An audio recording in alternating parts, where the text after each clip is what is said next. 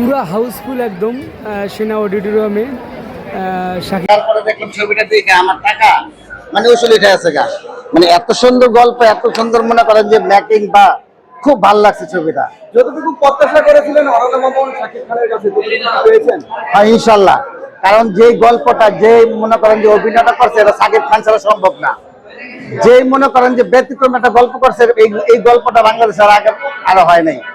আর তো মামুন ভাই তো ডিরেক্টর হিসাবে একদম মানে জ্ঞানী, একদম মনে খুব ভালো একটা ডিরেক্টর, সব বুঝে শুনে সবকিছু করে। আর যে নায়িকাটা নিয়েছে, নায়িকাটা তো মনে করেন যে গল্পের সাথে নায়িকার সাথে মিল, তারই মানাইছে এই গল্পটা। খুব ভালো লাগছে, মানে এই ছবিটা যারা দেখবে তাদের টাকা উসুল উঠে যাবো গা। মানে দেখতে মন চায়, আমার তো মন চায় আমি এখন আমার চোখে আবার দেখি।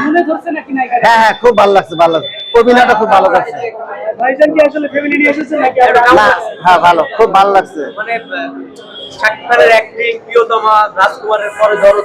শাকিব খানের যে অভিনয়টা এই ছবিতে করছে, করার পরে যে আমি যা দেখলাম প্রিয়তমা, রাজকুমার, তারপরে হইলো আপনার তুফান, এইটার থেকে ভালো একটা ব্যতিক্রম একটা অভিনয় করছে। তবে শাকিব খান ছাড়া এই অভিনয় কেউ করতে পারবো না, সেই জন্য মনে করেন শাকিব খান মেগা স্টার।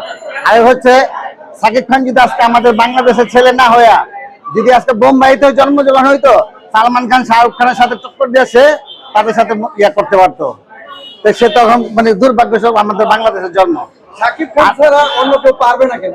পারবে না, সে ও ইয়ে তো দিতে পারবে না।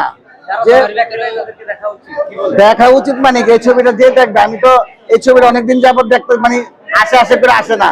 তো এবার চিন্তা করলাম যে না, ছবিটা 15 তারিখ রিলিজ, আমি প্রথম শুই দেখছি, আমি অনেকদিন ধরে অপেক্ষা করতেছি কবে রিলিজ হবো, কবে রিলিজ হবো।